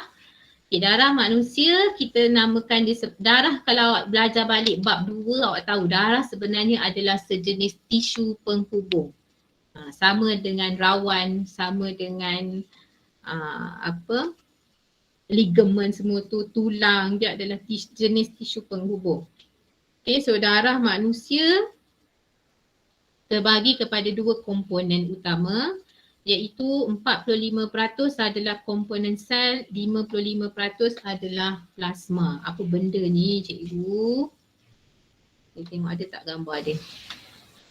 Komponen sel darah. Ni. Tapi dah tak buat. Okey.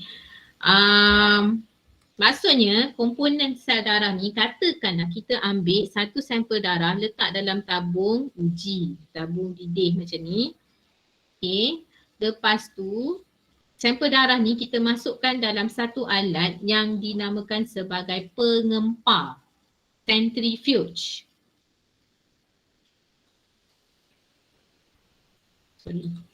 Centrifuge.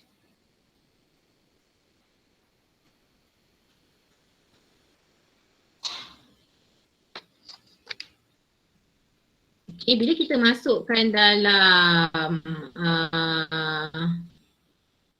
alat tu, dia akan berpusing alat tu. Dia akan memusingkan kita punya tabung didih tu pada kelajuan yang sangat tinggi. Macam orang ni buat. Ni kan dia letak sampel-sampel darah dalam tu. Ni yang kat makmal. Makmal pun bukan makmal kisas lah, makmal universiti ke, adalah mesin tu. Ni contohnya. Jadi apa yang kita akan dapat ialah satu, bila kita dah pusing tabung didih ni dekat dalam ni pada kelajuan yang tinggi, so kita keluarkan tabung didih tu, dia akan, darah tadi, sampel darah tadi dia akan separate into dua bahagian. Okay, di mana darah yang terdiri daripada sel-sel, kan, sel-sel darah, contohnya erythrocyte ni adalah sel darah merah ataupun sel darah putih, ataupun yang ada jisim yang lebih berat lah, dia akan terpisah dan duduk kat bahagian bawah. Kan, kita tahu sel darah sebenarnya duduk dalam cecair kan. Jadi yang sel akan terkumpul kat bawah, yang plasmanya akan duduk dekat atas. Ni sebab sifat ketumpatan dia lah. Dia boleh separatekan tu. Tak darah, komponen darah dan komponen darah tu dia boleh asingkan. Ni contoh before sel-sel tu sekata, tapi after sel tu terkumpul kat bawah macam ni. Okey, jadi bila kita asingkan dia, kita dapati bahawa setiap sampel darah yang kita buat macam tu, penuh-penuh tabung didih pun, mesti 55% daripada sampel tu ialah cecair plasma darah. Plasma lagi banyak daripada komponen sel ni. 45% sahaja komponen sel. So, plasma ni merupakan cecair yang berwarna kuning, terdiri daripada bahan-bahan larut, kan, terdiri daripada air. Komponen utama dia air lah. Kan kita minum air, kata air perlu dalam badan tu sebab apa? Inilah dia air yang membentuk plasma darah kita. Okey. So, ni plasma darah 55% terdiri daripada bahan larut dan air. Air sahaja daripada plasma ni pun 90%. Okay, bahan larut dia ialah yang ini, awak boleh lengkapkan.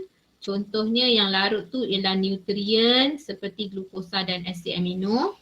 Ion mineral seperti ion natrium, magnesium, klorin. Okay, gas terlarut, oksigen dan karbon dioksida. Hormon ada juga dekat dalam plasma tu semua. So hormon ke enzim ke semua dalam plasma darah, bukan dalam sel darah merah. Okay, urea pun dalam plasma darah. Okay, kemudian ada protein plasma pun dalam plasma darah juga. Apa dia protein plasma? Protein-protein darah kita lah. Ada albumin, ada globulin, ada fibrinogen, ada prothrombin. So berfungsi dalam pembekuan darah untuk fibrinogen dan prothrombin. So ini ialah komposisi plasma darah, iaitu cecair yang warna kuning tu. Kadang-kadang kita luka pun kita nampak darah kita ada keluar kuning-kuning air sikit tu. Itu ialah plasma darah. Manakala 45% yang terenap dekat bawah tadi terdiri daripada sel-sel. Jadi kita sebut sebagai komponen sel. Apa dia sel-sel darah? Sel darah ada 3 jenis. Satu sel darah merah, satu sel darah putih, satu platelet. Sel darah merah sekarang kita pakai istilah eritrosit lah. Okay. Sel darah putih ialah leukosit dan platelet. Okay.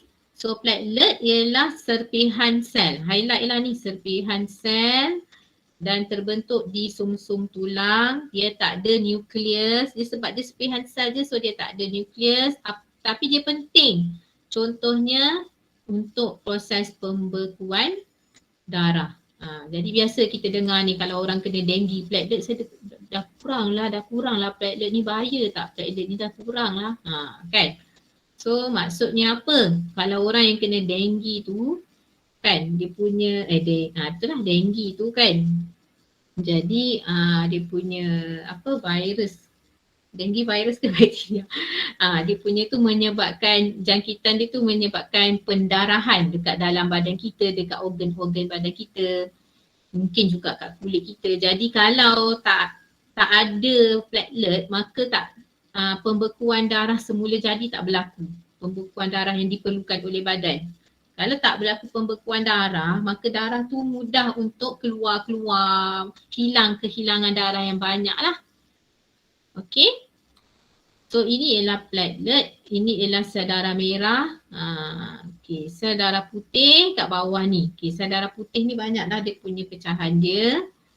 Iaitu terdiri daripada granulosit. Bahagi dua dulu sel darah putih ni kepada granulosit dan agranulosit.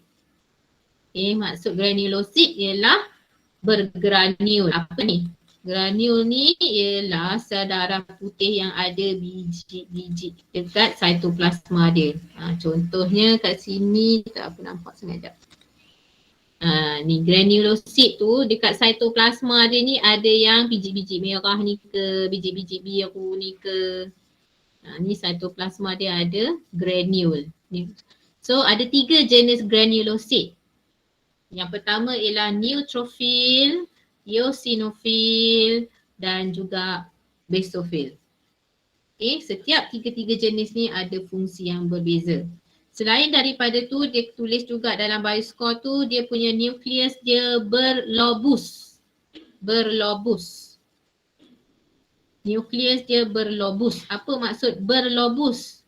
Lobus tu maksudnya sekarang ni kalau kita lukis sel darah putih, jangan lukis nukleus dia warna hitam, ketumpuk, bulat macam tu je. Itu tidak berlobus. Kalau berlobus maksudnya nampak tak ni ada 1, ada 2, ada 3. Kalau bahasa Inggeris dia pun kita panggil lobe nuclei. Okay, lobe tu lah jadi lobus tu. Okay, yang ini pun lobe nuclei ada 2. Neutrophil ada 3 biasanya. Okay, dan ketiga-tiga ni semuanya dihasilkan dekat sumsum tulang manusia. Sumsum tulang tu dekat mana? Tahu tak?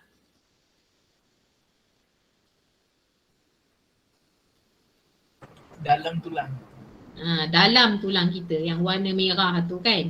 Kalau upahkan tulang ayam pun dalam tulang yang warna merah tu itulah sumsum tulang ayam. Okey. Bergranul tu apa? Bergranul tu berbiji-biji ni. Bergranul tu ialah berbiji-biji. Okay, ada sel yang kita lukis macam ni je. Ada sel yang kita lukis, ada cytoplasma dia berbiji-biji. Kan? So yang berbiji-biji ni maksudnya bergranul. So untuk sel darah putih jenis ni dia ada biji-biji. Yang ni warna merah, yang ni warna biru. Okay. Lob nukleus lagi sekali yang ini. Satu nukleus dia ada cuping. Selain daripada kita panggil berlobus, dia panggil juga bercuping. Aduh, penat dah bercakap 2 jam. Okay, jadi yang untuk granulosit ni, ni ada 3 jenis granulosit. Eosinofil, fungsi dia adalah untuk keradangan, membebaskan enzim yang melawan keradangan dan tindak balas alergik. Itu ialah eosinofil. Neutrophil, dia punya lob dia ni ada 3 hingga 5, 2 hingga 5 cuping. Cuping ni lobus tadi lah. Fungsi neutrofil yang utama adalah untuk menelan sel ataupun tisu mati yang dalam badan kita, ataupun ada bakteria ke, ataupun inilah secara fagositosis sama macam ameba. Dan dia adalah sel darah putih yang paling banyak dalam badan kita. Okay, basofil, dia fungsi dia menghasilkan heparin untuk mencegah pembekuan darah. Okay. Tapi sel darah putih yang hasilkan antibody untuk COVID-19 itu ialah yang ini, limfosit ni. Yang ni yang hasilkan antibody. Sel darah putih lain ni semua tak hasilkan antibody, hanya satu ni sahaja. Okay, tapi sel darah putih ni kan fungsi dia protect badan kita. So yang 4 yang lain ni dia cara protection dia macam ameba, iaitu melalui tindakan fagositosis. So 4 ni kita panggil fagosit lah. Yang 5 ni, yang limfosit ni dia tidak boleh memakan macam ni fagositosis, tapi dia hasilkan antibody. So untuk yang tidak bergranul kita sebut agranulosit. Cytoplasmanya tidak bergranul, nukleus dia tidak berlobus. Okay. Asal dia adalah daripada sistem limfa, bukan dari susum tulang. Dan limfosit dihasilkan dalam sistem limfa. Okey, so kita ada monosit dan limfosit untuk yang tidak bergranul. Monosit ni dia adalah sel darah putih paling besar. Ni paling besar dalam badan kita, saiznya. Dia macam polis, dia boleh duduk dekat salur darah, dia boleh keluar dekat sel tisu badan, dia jaga kat tisu badan, dia keluar masuk salur darah tu boleh. So dia menelan bakteria ataupun sel mati secara fagositosis. Okay, untuk limfosit pula, dia ada nukleus yang besar tapi cytoplasma dia sedikit. Dia hasilkan antibody untuk memusnahkan bakteria dan virus. Jadi kita pergi suntikkan baru-baru ni sebab kita nak stimulate, nak rangsang limfosit ni hasilkan antibody berdasarkan vaksin yang kita masukkan. Kan? Okay, bukan ada apa-apa pun dalam vaksin tu, dia tak ada chip ke apa ke, ini sebenarnya. Jadi hasilkan antibody yang spesifik to the virus. Sebab sifat antibody mesti spesifik, dia tak boleh masukkan dia tak akan hasilkan virus antibody lain. So menghasilkan antitoksin juga untuk meneutralkan toksin yang masuk dalam badan ataupun yang dihasilkan oleh bakteria dan virus. Okay, boleh? So cikgu stop kat sini dululah kot. Malam nanti kita sambung dengan, sebenarnya malam nanti cikgu punya target adalah sampai 10.6. 10.6. Kalau habis yang ni lah kan, 10.3 tu boleh sampai 10.6. So malam nanti kena sambung sikit lah. Yang ini nanti cuba buatlah dulu Okay. So itu sajalah kot. Jangan lupa isi kehadiran. Ada masalah? Tak ada cikgu. Cikgu.